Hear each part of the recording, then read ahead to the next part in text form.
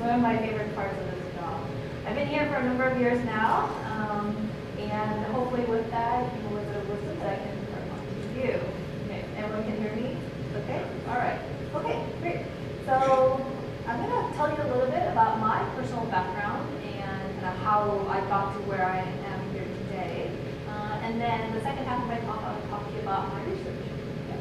So feel free to stop me at any time, ask me questions, but we'll hopefully have plenty of time at the end as well for questions.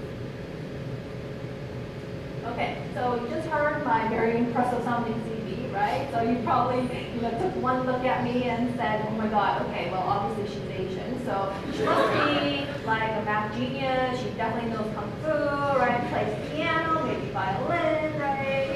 And she probably had an easy life, right? Like straight shot to stardom, right? Right? And okay. Maybe I did play piano. I was really bad at it, okay? When I decided to quit, my parents did not complain,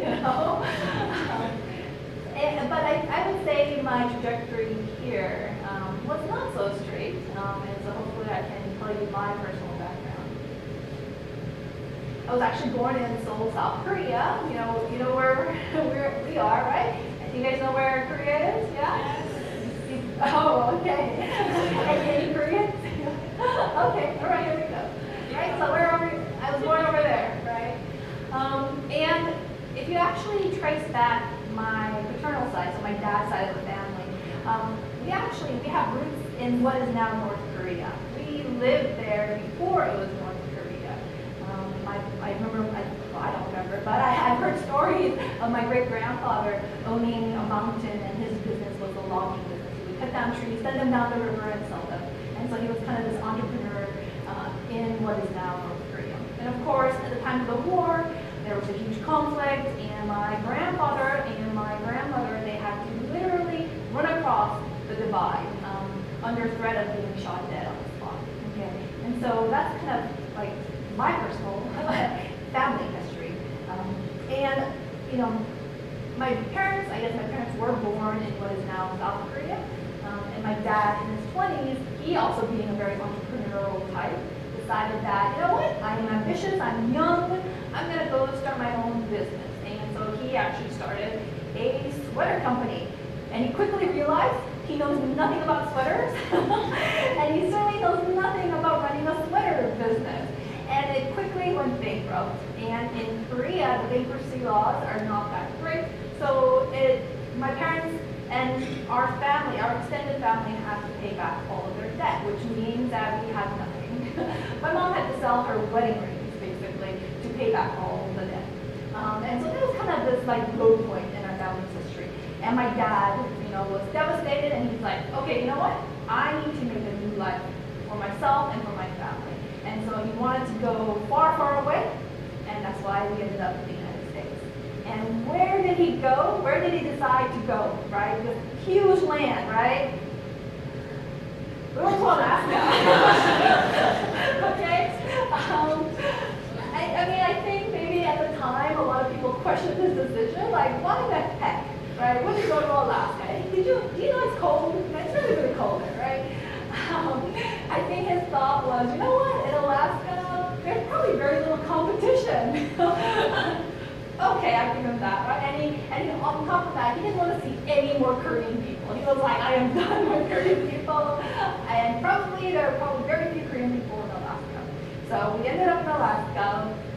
Little did he know that Korean people are everywhere. They are everywhere. And so he actually found a business owner in Alaska who actually really saved his life and gave him kind of new roots in this new country. But when he first got here, he actually came before the rest of us. He came here. He had, it's kind of like your classic immigrant story, I would say. He had less than $100 in his pocket. He got off the bus and he really was like, oh my gosh, what am I doing here? Where's the money? Like, what am I going to do? How am I going to eat? Okay, where am I going to sleep?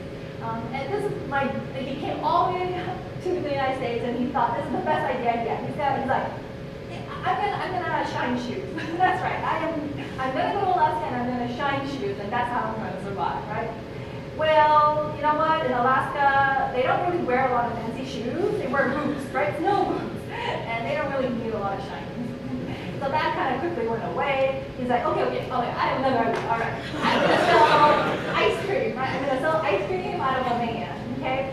But he had so little money, he just kind of got a van that was like, I still remember the color, it was like baby blue van, right? But he didn't have enough money to decorate it, so there was no indication that it was an ice cream van. All he would do is drive around the neighborhood and be like, hey kid, you want ice cream? Right? Okay, not the smartest thing in the world, right? And on top of that, lots of snow, right? So I would say like 9 months of the year, you can't drive around selling ice cream out of a van. So, not very smart.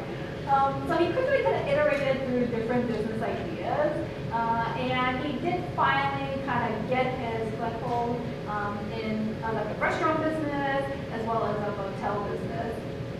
And growing up, that actually was my training. I remember, especially in high school, I would help my parents at their motel. I would clean rooms actually. I would be knocking on people's doors saying, hey, you know, your garbage taken out, you need your sheets replaced, you know, like what you need, you know, and they're probably thinking, oh my gosh, they are using child labor, you know. But that was me, you know, that's what I did. And even when I was in college, every time I would go back for summer vacation, they would like give me like a big tray of soda pop to, you know, reload in the vending machine. So that was my summer job, even in college and then many of the summers. I would go back and clean rooms, do the laundry, or restock soda machines. And so not really kind of the educational training, you know, that would set me up for academic success. But, you know, I still studied, and I think education was always very highly valued in my family. And of course, you know, the big question is, what are you going to be, you know, when you grow up, right? Classic Asian parent, right? I had two choices, okay? And this was it. Choice number 1, doctor. Choice number 2, lawyer. And that was it. My parents were like, oh, so now you can choose. Go ahead, choose, right? And I'm like, really? That is very generous of you, right? And I'm like looking at this list, and I was like scratching my head, and I'm like, oh my gosh, I am petrified, terrified of public speaking. I cannot talk in front of people. And if my job involves that, I'm going to suck at it, right? So I'm like, no, okay, I can't be a lawyer. Clearly, cannot be a lawyer. But, you know, I could probably cut people open. Yeah, I can do that, right?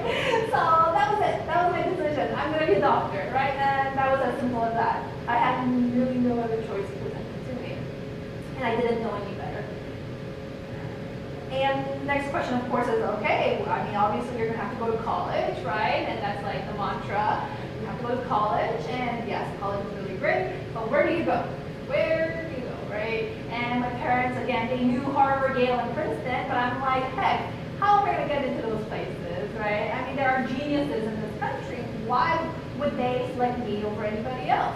And so I guess already knew, you know, innately that I should maybe hedge my bets a little bit, but I didn't know what other colleges there are. And so I went and got this U.S. News and World Report thing. I got the link, you know, the list, and I was like, all right, I'm just going to like apply to as many as possible, starting from number 1, right? Not really the best way to go about doing things. I wouldn't recommend that to you, but that's kind of the way I could figure out how to do this.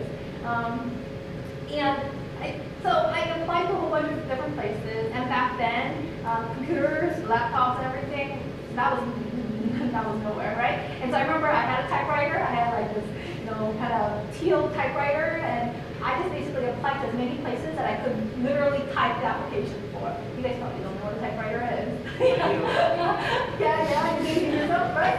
And then if you make a mistake, if your typewriter isn't fancy, it doesn't have the erase tape, you have to go in with whiteout and like whiteout. So I remember like by the time I was done with the application, it was like full of whiteouts and it was just ugly. I'm like, I'm tired of typing this stuff, right? So that's what I did. That's how I applied to college, right? I was like, I'm just gonna type up as many as I can.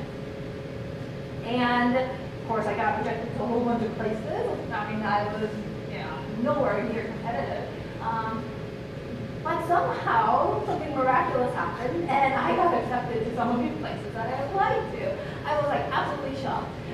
Thinking back on it, it was probably like, I was probably the only person from Alaska who applied to like MIT or something, and that's probably why I got in. But I was like, wow, okay, this is interesting, right? So I gave this list to my dad. I'm like, Dad, okay, look, let's have a conversation. Let's see where And my dad's like, you're going to MIT, right? I didn't have a choice. He was like, it's the highest ranked school, you're going to go there, right? And that was it. You can see I was kind of faced with these very limited decisions. But maybe some of you can relate to that. Okay, so I went to MIT. I had no idea where it was. I didn't even visit the college campus. I didn't know you could. I didn't know that's something that you were supposed to do, right? And being in Alaska, you're very physically distanced from everything else in the world. For example, I didn't even know that cities actually had like pro sports, like, you know, teams and stuff. I thought that was just like make-believe on TV. I didn't really think that was like real, right? Until I came down to the lower 14, I'm like, wait a minute, what? Houston Rockets? What? You know, what is that? So I went to MIT, and of course I was, you know, pre-med, that was already decided, right? And everyone's like, oh yeah, you're pre-med, it makes sense for you to major in biology. So I started off as a biology major. And in high school, my high school was so bad that the AP bio class was canceled because only 3 of us had signed up for it. They were like, yeah, forget about that, right? So I think I took maybe like 2 AP classes, period, because that was all that was ever offered, right? So I ended up going to MIT. I said, okay, freshman year, I'm going to major in biology. And then that first semester, I was talking to all of my friends, and I realized, you know what? Maybe I don't have to be a doctor. Maybe there are other options. I don't know what those options are, but maybe I don't have to already pigeonhole myself into being a doctor. And so I was like, okay, wait, forget it. I'm not going to be a biology major. Forget it. I'm going to start from scratch, right? So forget about it. So I was like, okay, what's important to me? Maybe I want to make money. Maybe, you know, maybe I just want to make lots of money, right? So I was like, so I decided to go major in marketing, so business. So I was a marketing major that second year, freshman year, right? I already changed my major freshman year, and I took some business classes. I took accounting, I did marketing. I'm like, okay, this is fun, this is interesting. But I can already tell that I wasn't getting very much smarter. You know, I was like, oh, interesting, but I'm really not learning a whole bunch, right? And so I was like, okay, if this is something that I really want to do, maybe I'll come back to it. Okay? But I really felt like I needed to get smarter. And you'll see that coming back. So I was like, all right, forget marketing. It's too easy. Let's do something a little bit harder. At that point, I realized I went to engineering school. I didn't know MIT was an engineering school. I didn't know what engineering was, right? And it just kind of dawned upon me that everybody was majoring in something called engineering. And so I was like, okay, well, I guess since we're paying money to go to this engineering school, maybe I should major in engineering. And so this is literally how I went about deciding the major. I made a list, pretty much in this order, of the engineering disciplines at MIT. And I just basically went down the list and asked myself, is this something interesting to me? And I was not interested in anything. I was like, I have no idea what that is. I don't know what that means. I don't know what that is. I don't know what I can do with that major. And literally, I can still remember the bottom of the list was chemical engineering. And I was like, chemistry, maybe, okay, I'll give that a shot. Right? Again, this is not really a way, like, this is not advice that I would give you. This is not the right way to choose a major, okay, folks? So learn from this, not the way to do it, okay? But it is a way to do it, I guess. I guess by the end of my undergraduate education, I realized that, you know what, I really do enjoy biology. I really do enjoy that, learning about nature. And so that senior year, I tacked on a biology major, and I really enjoyed the content of those classes. And so it kind of came full circle, if you will. Of course, the next big milestone, right, the next big, crossroads, right there. Okay, what am I going to do after graduation? And of course, at that point, I was like, okay, money or go get another degree, right? And those were like, legitimate, avenues to go down, right? And my parents, as you heard me describe, they're very, they're entrepreneurial. They're very like money driven. So much so that even now, my parents know that I've been a professor for so many years, right? Even now, my mom, when I talk to my mom, she's like, and I tell her, I went to such and such university to give a talk. Her first question, not, oh, what did you talk about? No, nothing. How much did they give you? How much did you earn, right? I'm like,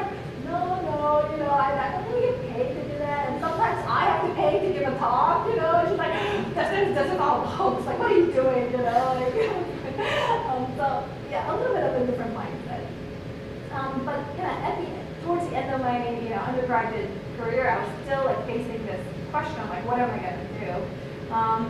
And at that time, I kind of stumbled on something called research, right? Scientific research. And this was it was kind of a very strange new thing for me. I've never really held a test before. I mean, I've taken math classes, right? But it wasn't really anything. I felt like in some of my lab classes, they like give you like a little, cookbook basically, and you just follow one step 2, step 3, check, and then that was it. It wasn't really like interesting or innovative, like creative or anything. So I really had no idea what research was. Again, I was petrified of public speaking. It seems like scientists and researchers, they like to go and communicate with other people. And so I was like, I can't do that, well, that doesn't seem like something I'm able to do. I was always a small, shy Asian girl. That was me, okay? We all know, right? That girl that sits, in the corner, maybe at the front of the room, maybe in the back, who knows, right? But they never talk to us.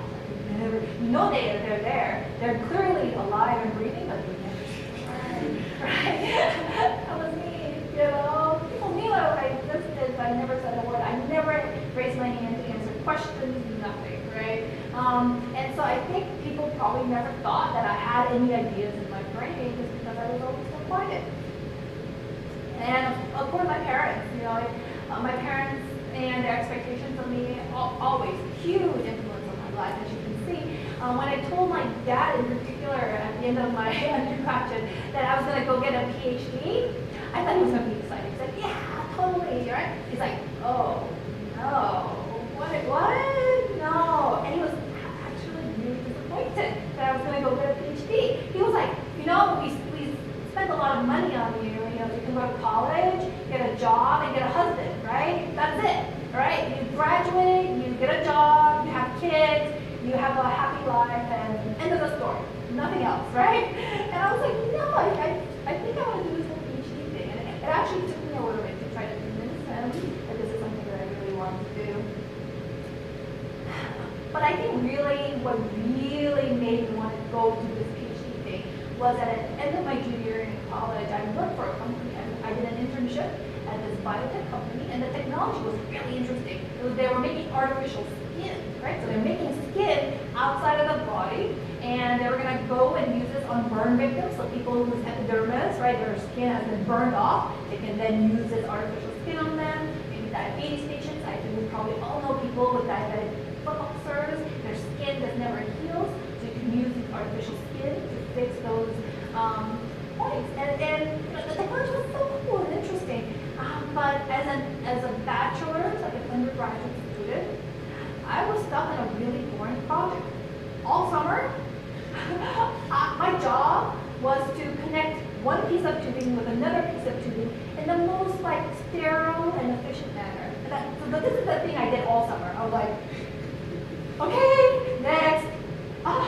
Okay, next. I mean, it was so boring. I was like, this is what I can do with my life, right? With a bachelor's degree. I mean, obviously, that was my personal, unique experience. I don't think every experience is like that in industry, but that was my personal experience, and that pretty much convinced me that I am clearly not smart enough to get to the interesting jobs out there, right? I clearly need to get smarter.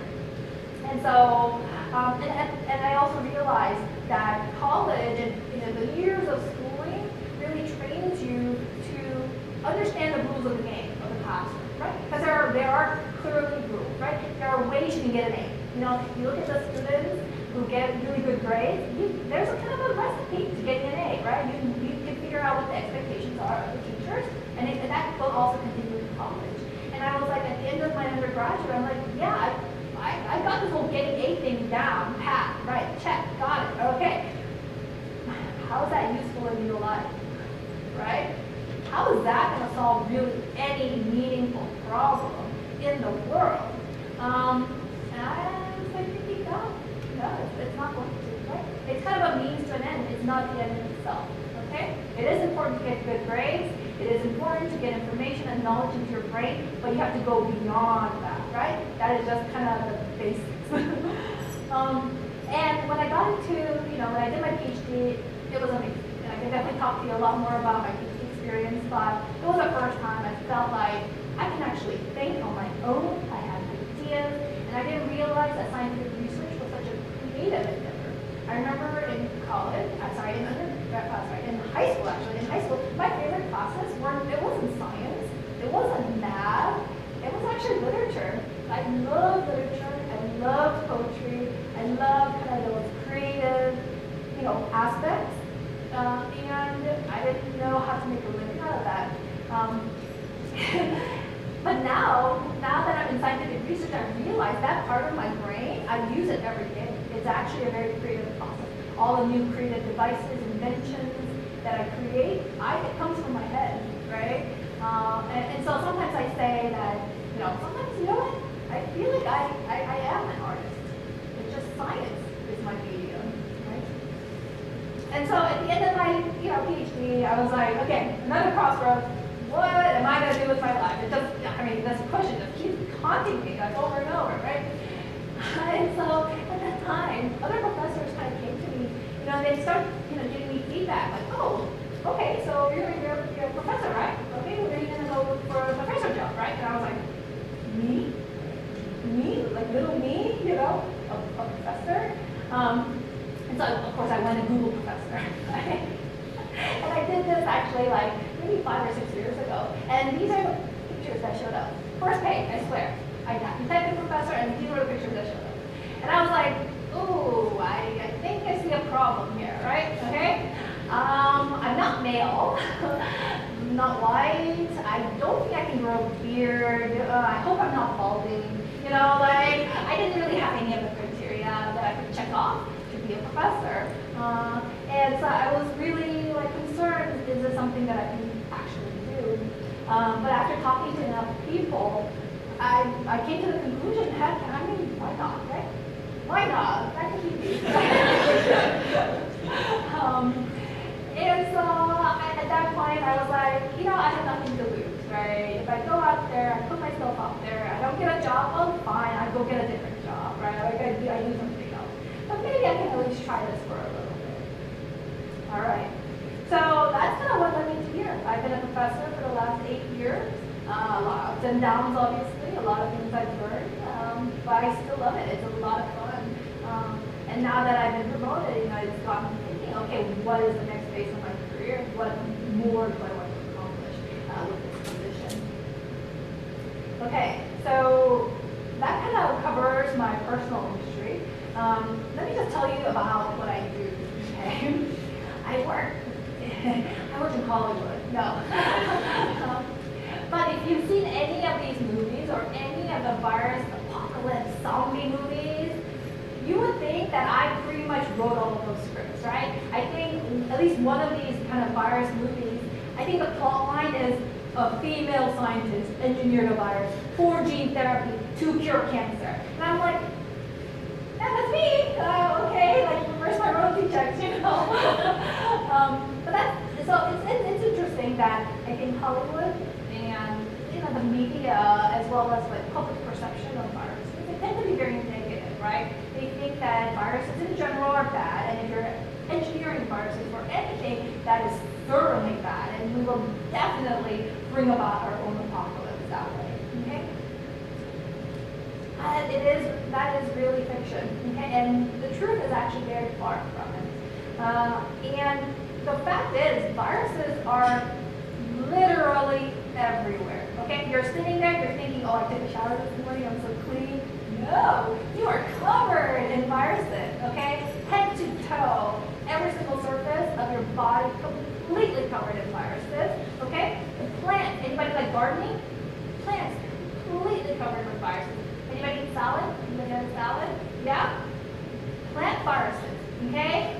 Tons of plant viruses. You are eating viruses every single day, okay? And they're in the water, you drink it in the air, you breathe every single surface that you touch, viruses, okay? So we live with viruses all around us, and most of those viruses completely safe, okay? Absolutely safe. And you're right to point out, there are some really deadly viruses out there. Absolutely. There are viruses you do not want to touch, no matter what, okay? But most of the viruses that exist in our universe, yes, okay? Definitely on Earth, very safe, okay? These are some of the viruses that were isolated in extreme conditions. These are extremophiles, okay? All of these little shapes and funny little squiggles, they're all different types of viruses, okay? And they've been isolated from, some of these have been isolated from Yellowstone National Park.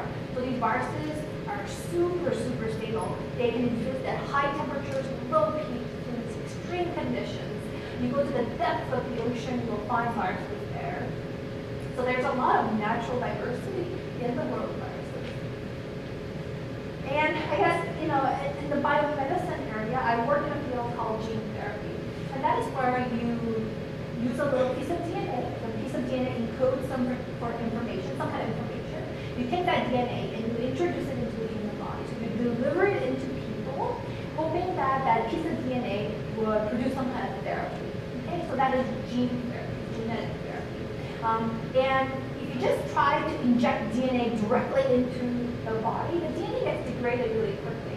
So a better way to do it is actually to package it in a virus and use the virus to deliver DNA into cells. That's basically where I come in. I designed the viruses to do the delivery. So you can think of viruses as FedEx trucks, basically, carrying packages of genetic information. So here's a virus that we work on. It's called adeno-associated virus, or AAV. And this is the outside shell of the virus. The viruses are actually very beautiful. And this virus, I think most of us actually, 90% of us, 80 to 90% of us, right here in this group, we've already been infected by this virus. You don't even know it though, because it doesn't cause any disease. So it's a very safe virus. And this is my mom. I know this seems like just a random slideshow here. This is my mom, okay? And my parents actually still live in Alaska. And my mom is pretty much retired now. I think her full-time occupation now is actually to squeeze in at least 2 rounds of golf every single day. That is her mission in life, just to play golf, okay? And 6 years ago, she was actually diagnosed with breast cancer, which was absolutely devastating for our family, right? And any kind of cancer diagnosis can be quite traumatic. And there are 3 ways that you go about treating cancer. Okay? One is surgery. So you find the tumors, you cut it out, right? Okay? That can usually handle a lot of cancers that haven't spread yet. Okay? The second is radiation. So you take the area and you zap it with radiation, trying to kill anything that's going to survive. All right? The worst part of it, you kind of get kind of skin that looks like beef jerky by the end, okay? Because you do radiation every single day for 5 weeks. So, you know, not super pleasant, but okay. All right? But the third treatment regimen that people go through is chemotherapy, and we've all heard about chemotherapy. And it is absolutely horrible, okay? If you have not seen someone go through chemo, I don't do it. It is so hard, okay? And it's basically because you're taking a cocktail of poison. It's literally poison, and you are injecting it into their blood vein, okay? So every week, my mom had to go in and get anyone had an IV done before? Okay, one of those big ones. It's so painful, right? Just one time, you're like, oh yeah, I never want to do that again, right? My mom had to get one done every single week for 12 weeks straight, okay? Going in and getting these poisons infused into her vein, okay? Trying to kill these cancer cells that they can't even find. It could just kill the cancer, great. Sign me up, hook me up, right? But the big problem is it causes a lot of side effects, okay? The drug will kill anything that divides in your body. And that is why the hair fall out, right? All the hair cells that keep your hair growing, all of those die, right? So your hair falls out, your eyebrows fall out, your eyelashes fall out, okay? You start vomiting because your gut cells start dying, okay? So it is actually quite traumatic. On top of that, my mom started getting intense neuropathy, so the nerves in her feet started dying because of the drugs, so the poisons that has been infusing in her body. So it was excruciating for her just to even walk around. So the side effects, okay, the non-specific targeting of the drugs is a huge problem with cancer therapy. The good thing is there's been a lot of biomedical research that's been done, and they recognize that if you were to take a tumor, you slice it open and you look at it, it actually looks different compared to healthy tissues, okay? Not only does it visually look different. But if you go in and you look for markers, okay, you look for little signs of how it's different, okay, you can actually find them. Genetically, they're different. The protein levels are different, okay, inside the tumor cells as well as outside of the tumor cells, but they're a little bit different. So these are all kinds of biomarkers that you can potentially use to say, you know what, this is how I'm going to go find the cancer, okay, because clearly healthy tissues don't have the same types of biomarkers. And so one class of biomarkers, these kind of yellow Pac-Man fortune cookies that I drew up there, these, I'm calling them proteases. Okay, there are proteases. These are proteins that actually take pieces of protein and they chew them up. Okay, that's their job. They just take a piece of protein and they chew them up. Okay, so these are proteases. And scientists have recognized that these proteases at really high levels in the tumor, but not in healthy tissues. So we decided, aha, we're going to make viruses that can detect these proteases, right? And in that way, you can design viruses to detect cancer. And if you can get these viruses to deliver death signals, right? This is the DNA that encodes for death. Maybe you can go and kill tumors selectively, right? And that's the overall idea. So the viruses in the locked configuration, they can't do anything. They can't deliver their drug payloads. But in the presence of those Pac-Mans, those proteases, will unlock the virus, and now the virus can deliver the death signals to the cancer. Okay? So that's the overall idea. And so this is kind of how we went through about doing it. We designed little peptide locks. Okay, so these little lock sequences, we attach them to the surface of our viruses. So when the locks are in place, the viruses are locked. They can't do anything. They cannot interact with cells. But in the presence of those Pac-Mans, okay, those proteases, they will come, chew off those locks, and open up the virus, and in the unlocked configuration, the viruses can go and deliver their death signal to the cancer cells. And so hopefully we're aiming for targeted delivery and targeted killing of cancer. This is the model of one of our inventions. We call it the protease activatable virus, or PAV. So the blue is the virus shell, and the red are those locks that we've attached to the surface, locking them in place. This is just a theoretical model, right? And this is what the viruses actually look like. Okay, these are the viruses that we've engineered. And you look at them under high magnification, and this is what, so each of those little particles that look like little hexagons, that's an individual virus particle. These are only 25 nanometers in diameter. So if you know nano, right? And so they get 9 meters, really, really small here. You cannot see these with your naked eye. And they work really beautifully. So here, what I'm showing you, in the black, you see there's nothing there. But what you're not seeing is that there's a whole lawn of cells. Okay, a whole lawn of cells. And onto that lawn of cells, we added these viruses still in the locked configuration. So when the viruses are locked, they actually can't deliver anything. But when the viruses become unlocked by those Pac-Mans, you can see in this case, it is able to deliver a message that would turn the cells green. And it does it really well. Okay, so at this point you're probably thinking, all right, okay, it sounds interesting, I learned about viruses, but where is the math, right? Because you guys are here about math, right? Seems like you didn't really talk about math, all right. Well, you know what? Math is actually a foundation for everything. In my mind, the math is actually kind of the unspoken language that holds our world together. We use math and equations, experiments, to characterize our viruses, to understand how many viruses we've made in our experiments. We use math and equations to actually quantify their performance, to understand how well they're working, okay? And then finally, and probably the most important contribution of math, is that we use equations to model and predict how these devices, how these viruses would work if we were to inject them into the body, right? And that is really important. Predictive power, right? Not only, okay, we inject the virus here, we think it's going to work. No, we don't want that, right? We think it's going to work. We want an equation that to tell us, you know what, if you inject this much virus here, you're going to be able to cure 90% of the people, all right? Something like that, an actual metric.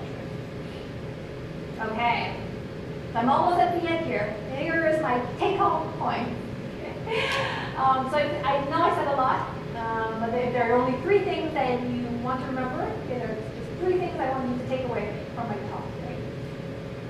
First is, as you're kind of navigating through your education, right, and through your career, this is really, I think, in my mind, the most important question to answer for yourself.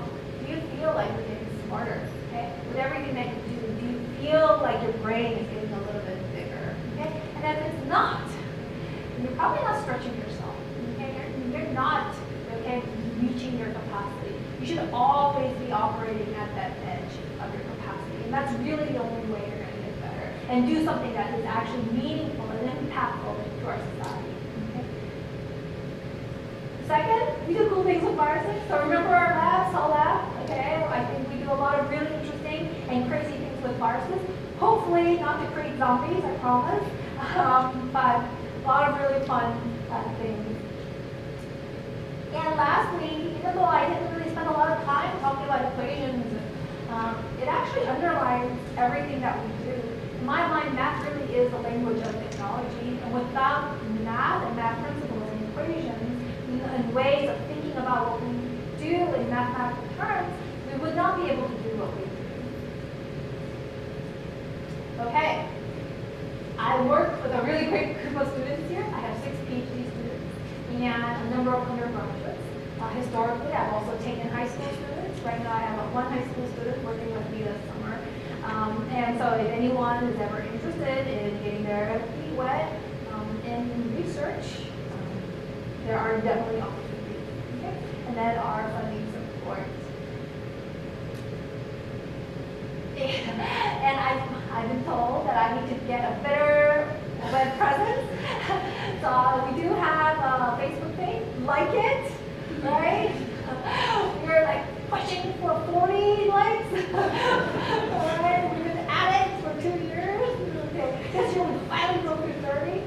Okay, we're gonna be a household name any day now. Okay. And if any of you have like ResearchGate or LinkedIn accounts, feel free to connect with me there as well. Okay? So thank you very much for your attention.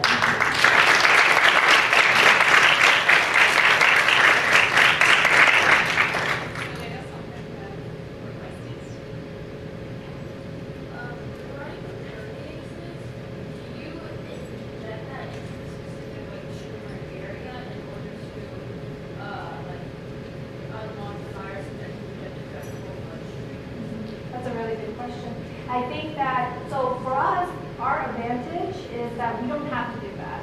We can actually inject them directly into the blood, and the viruses will travel throughout the body and try to find these sites. And that is really the advantage, because with cancer, it starts in one location, okay? But if you are just limited to that one location, the surgeon can easily come in and cut it out and fixes your problem, right? So you have a little bit of a scar, but that's it, right? And that never kills anyone. The big problem is when it starts to metastasize, when it starts to spread to other parts of the body. And once it spreads, that is a big problem. And you cannot find all the different locations and treat all the different locations. But then maybe you end up having to cut many different organs. And so this is where our virus could potentially have an impact. You inject it into the blood, and the viruses will go and seek out these other cancer sites.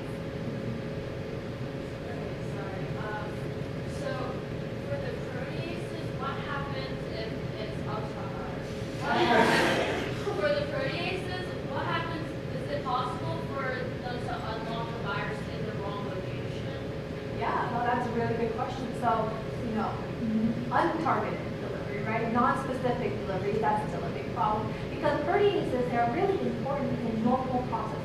So, if you kind of get a wound here, or maybe an infection there, maybe it's not life-threatening, but the proteases may still be elevated at these other sites beyond just so if you were to inject the virus into a patient who may have a bruise or some kind of minor infection elsewhere, would that death message be delivered to these different random sites, right, and cause problems? And that is definitely a concern. Our answer to that is rather than going after a single protease, we want to do combinatorial targeting. So going after multiple features of the cancer answer, right? And maybe that unique combination will allow us to get the specificity.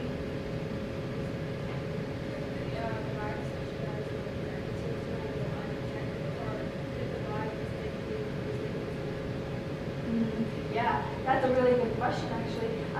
You're basically getting at immunogenicity, because as viruses have evolved to infect us, our bodies have evolved to fight that infection, right? So we have antibodies and we have immune cells to try to clear the body of viruses in general. And so it actually causes a lot of problems in that, as I said, 80 to 90% of us have already been infected by this virus. So we actually already have antibodies against this virus. And so if you try to inject this virus into people with antibodies, those viruses will never be able to achieve that targeting, right? They will be cleared out immediately, right? So that's a problem, right? But let's say you even have a patient without any pre-existing antibody. After that first injection, that person will develop antibodies against the virus, and so you can never do repeat injections. So that's a big concern. And the immunogenicity of viruses in general and viruses used for gene therapy, that is considered to be one of the biggest challenges that is preventing the field from moving forward. So if you have an answer, a solution, come on with me and we'll follow that. Can't you just develop a new virus that nobody has ever seen before, and then have it where every time you inject it, it modifies itself and something? Right? So you can make it like a synthetic, HIV, right? Where the error rate is so high that, you can evade the immune system. I mean, not the stuff inside it, but the outside shell. Like have it, you know what I mean? Just develop over time and Yeah. constantly change. Yeah, exactly. And so you can either have the virus do it itself, right, as it replicates in a person, or there are vectors that do not replicate in people. You have to actually replicate it in petri dishes. And so maybe in kind of the production phase in the petri dish, you can make the virus make a lot of mutations to the outside shell. And so there are, those approaches are definitely being investigated. But it kind of is like, after every injection, you have to do a mutagenesis, right? And then another injection, you have to do a mutagenesis. And the challenge is that you want the mutagenesis to prevent the virus from being cleared out by the immune system, but the virus has to retain all of its other functionalities. It needs to be able to hit the right tissue still, right? But if you were to mutagenize the wrong part of the of the virus shell, maybe it can no longer go to where you need it to go, right? So it actually is kind of this complicated problem where there are certain domains you want to stay away from, certain domains maybe you do want to mutagenize. But yeah, this is a kind of big active area of research. So I know you mentioned filtering is often when you bioengineer the viruses, do you ever worry about possible side effects when you take extra precautions? Yeah, definitely. I think whenever you're working with viruses and genetically modifying viruses, you have to take extra precautions. But luckily, the virus that we work on, adeno-associated virus, it's a very benign virus. It's considered to be one of the safest. And when we do end up injecting it into a mouse model or ultimately into patients, we actually cut out all of the viral sequences except for very little bits at the end. But all the viral genes are cut out, and you replace it completely, pretty much, with DNA that you're trying to deliver. Okay? And so you actually make the virus completely incapable of replicating and being infectious on its own once you inject it. And so when the virus goes into the patient, it is pretty much dead end for that virus. It cannot survive because it does not carry the goods that it needs to be able to self-replicate. Yeah? But yes, all of those features need to be very carefully thought out.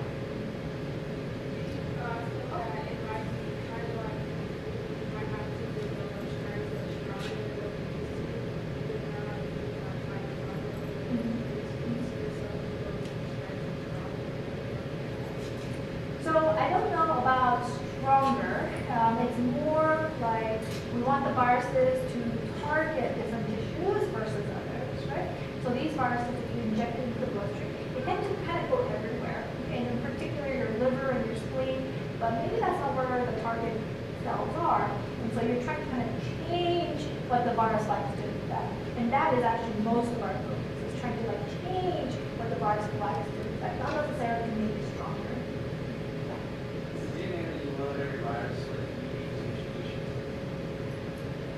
No, actually. It would be kind of a generic sequence that is kind of like human gene sequence, right? There will be like some differences probably between people, but mostly it will be the same sequence, yeah. So, what are the chances that like all of those viruses exist in the cells that they find it, and if they don't, what the solution here is just to one of those that might be superior actually. Yeah, I guess if the patient comes in with a tumor and you're like, okay, I have the virus solution, let's inject it, and it doesn't work. That's what you're saying, right? If you injected it, but it doesn't work. The question will be why, right? Why did it work, right? Is it that the markers, the biomarkers that I told you about, maybe the biomarkers are not exactly what the virus likes to stick to, right? Maybe kind of the profile is different. And so this is where you have to do some kind of diagnostic imaging, right, on the patient to figure out what biomarkers are truly elevated and to better match what viruses to use for that patient. And so ultimately, yeah, this kind of platform lends itself very nicely to personalized medicine, right? Because every patient is a little bit different. So maybe you take that patient and you do some kind of diagnostic imaging on their entire body and figure out exactly what their tumors are like. And then based on that information, you either make a virus or you pick one out of a panel that you've already developed that would best fit that person and their profile. Yeah. What is your guideline for scrutiny? What, say it again? What is your organ for that you design? Why is it to do what you do?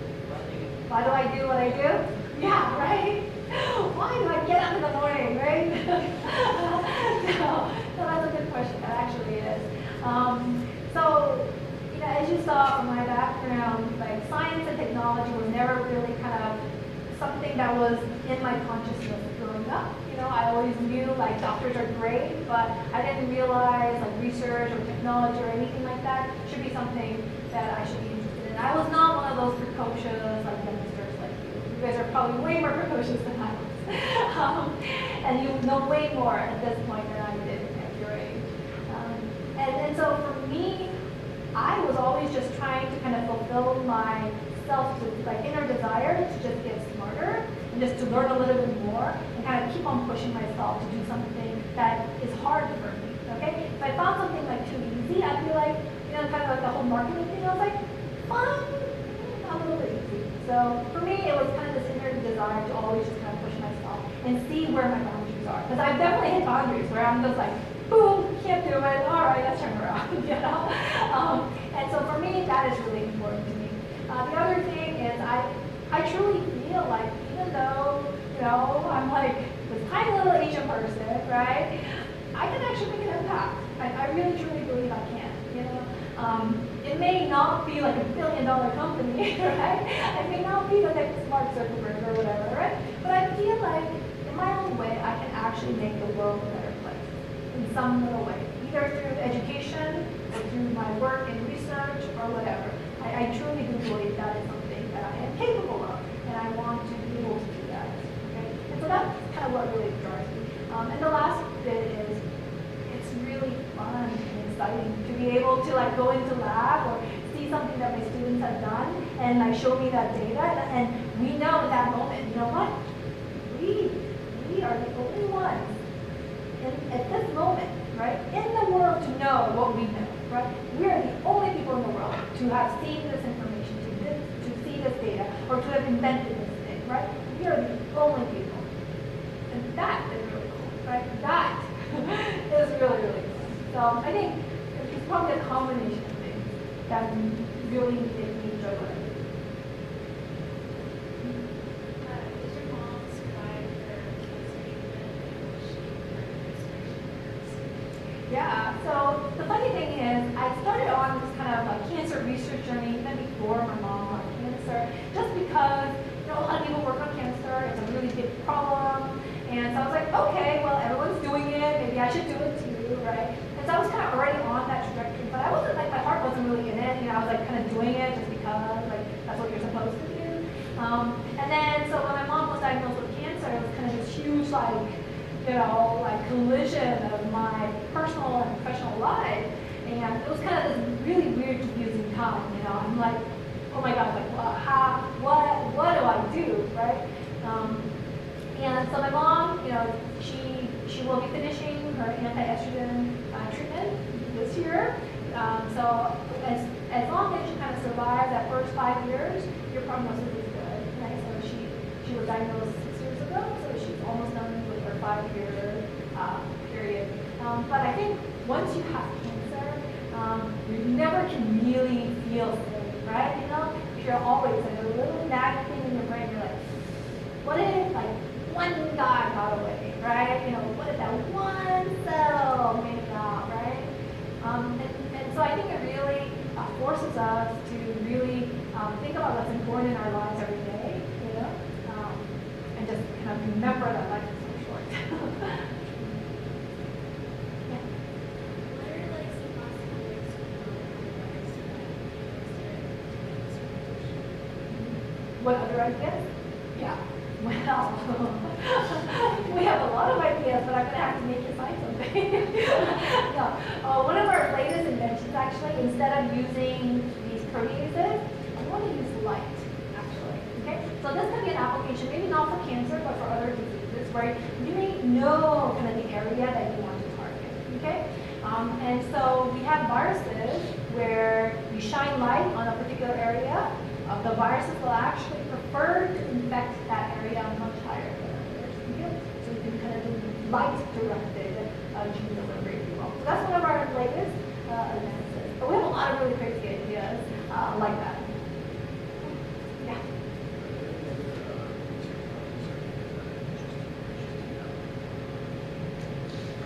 Probably too many. I think that, so I said that kind of my general area, my research is gene therapy, right? And that's a very applied field, right? But even more broadly than that, I actually call myself a synthetic biology groupie. Anyone heard of synthetic biology? A little bit? Yeah? So basically it's using engineering principles, math, physics, right? All of those things, right? You use very quantitative thinking to design things out of biological parts. Okay? So biological parts can be pieces of DNA, it can be proteins, it can be RNA, it can be viruses, okay? So you build devices out of biology. Okay? And that's really what we are doing, right? Our biological parts happen to be viruses, but you can kind of apply this thinking to many different types of things.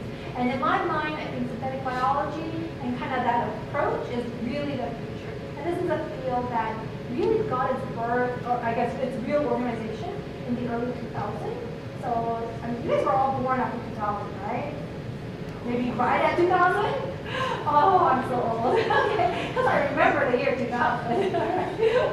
But, so it's a relatively young field, but it's really, really exciting because we're trying to say that we can engineer biology as you can engineer a computer. Okay? Imagine being able to develop a computational platform rather than silicon, okay, and wires and batteries.